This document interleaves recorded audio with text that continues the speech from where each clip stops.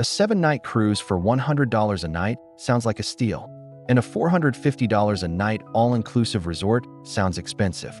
But when you add up every hidden cost, drinks, Wi-Fi, excursions, flights, tips, and transfers, the real numbers tell a completely different story. We tracked actual costs across 3 price tiers, and the results might change how you book your next vacation.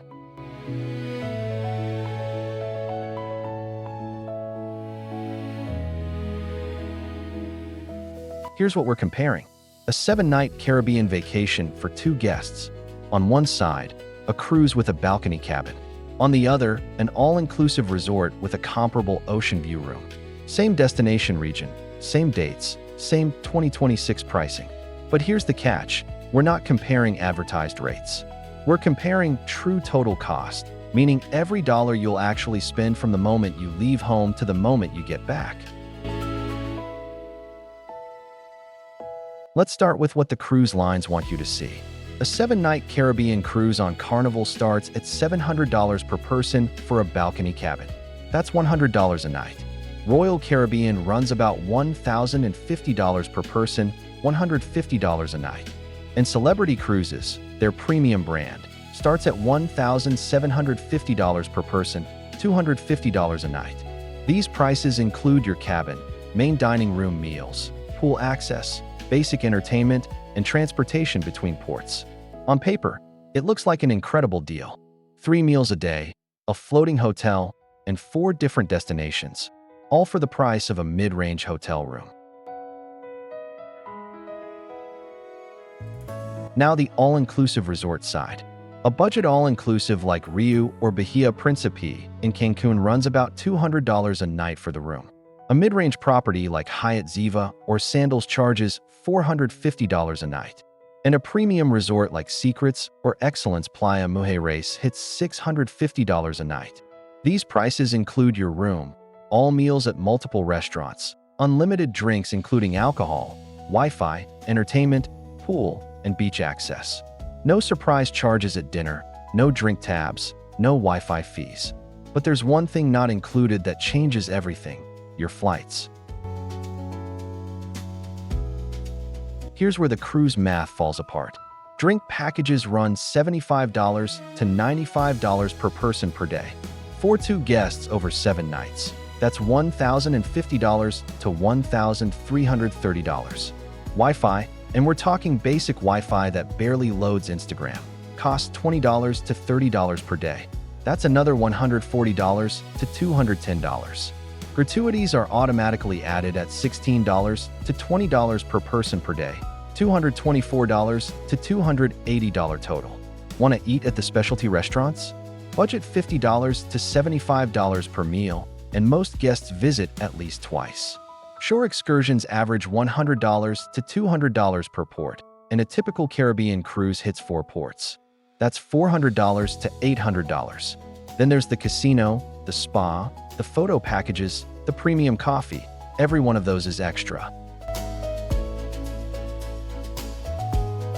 Quick tip: if you book the drink package before you board, most cruise lines give you 20 to 30% off.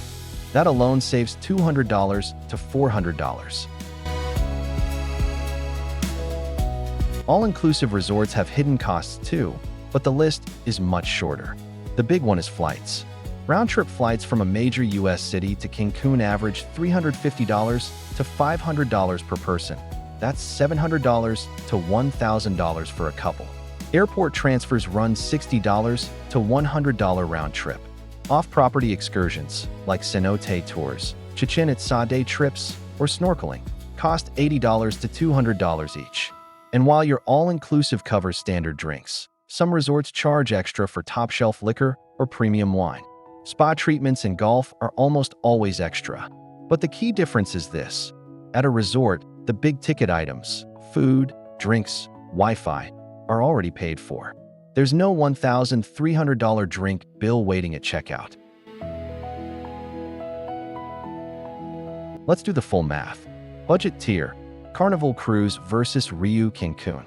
The cruise, $1,400 base fare for 2 people, plus $1,050 for drink packages, $140 for Wi-Fi, $224 in gratuities, $400 for excursions, and $100 for specialty dining.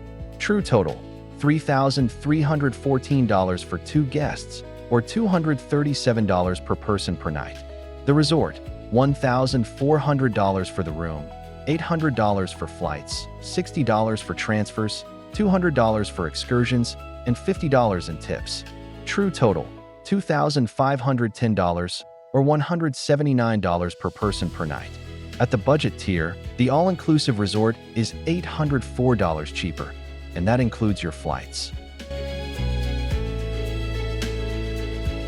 Mid-range tier, Royal Caribbean versus Hyatt Ziva.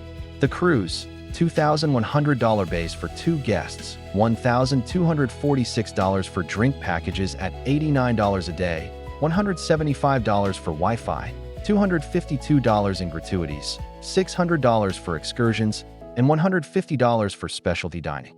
True total, for $1,523 or $323 per person per night. The resort, $3,150 for the room, $800 for flights, $80 for transfers, $300 for excursions, and a total of $4,330, which works out to $309 per person per night. At mid-range, the gap narrows. The resort is still $193 cheaper, but now it's close enough that personal preference starts to matter more than the math. Premium tier, Celebrity Cruises versus Secrets Playa Mujeres. The cruise, $3,500 base for 2, but Celebrity's Aqua Class includes drinks and basic Wi-Fi. So we add $280 in gratuities, $800 for excursions, and $150 for upgraded dining. True total, for $1,730 or $338 per person per night. The resort, for $1,550 for the room, $1,000 for flights, $100 for transfers, $400 for excursions, and $200 for spa upgrades. True total, $6,250 or $446 per person per night. At the premium tier, the cruise flips the script. It's $1,520 cheaper. Premium cruise lines bundle what budget lines charge extra for, and that changes the math completely. Beyond the numbers, cruises have 4 major advantages.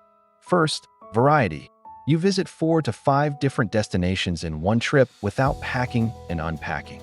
Second, entertainment. Broadway-style shows, comedy clubs, casinos, water parks, and kids clubs are all on board. Third, no flight cost. The ship is your transport, which eliminates the biggest resort add-on. And fourth, premium value. At the Celebrity and Virgin Voyages tier, all-inclusive cruise packages genuinely compete with what resort chains charge while offering a fundamentally different experience. All-inclusive resorts win on 4 fronts. First, price transparency. What you see is almost what you pay. No surprise drink bills, no mandatory gratuities, no Wi-Fi upcharges. Second, relaxation. You unpack once, walk to the beach, and stay there for 7 days. No sea days, no Tinder boats, no port schedules. Third, consistency. You eat at the same 6 restaurants every night and know exactly what you're getting. No mediocre cruise buffet roulette. And fourth, space.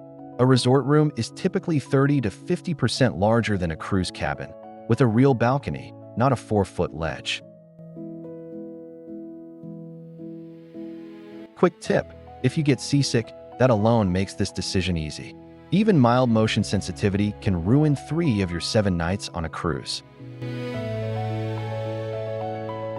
So here's the bottom line. If you're on a budget under $3,000 for 2 people, the all-inclusive resort wins by a wide margin. $804 cheaper with fewer surprises. If you're spending $4,000 to $5,000, it's nearly a tie. Pick based on whether you want variety or relaxation. And if you're going premium at $5,000 and above, the cruise wins. Premium lines bundle everything, and the per-night value is hard to beat. The real mistake isn't choosing one over the other. It's comparing advertised prices instead of true total cost. Now you have the real numbers. Quick tip: the best deal of all. Book a cruise with an all-inclusive drink package during wave season in January. That's when prices drop 30 to 40%. Are you Team Cruise or Team Resort? Drop your pick in the comments and tell us why. And if you want more data-driven travel comparisons like this, hit subscribe. We break down the real numbers behind every travel decision. Next up, we calculated the true cost of 20 European train routes versus flights. You'll want to see those numbers.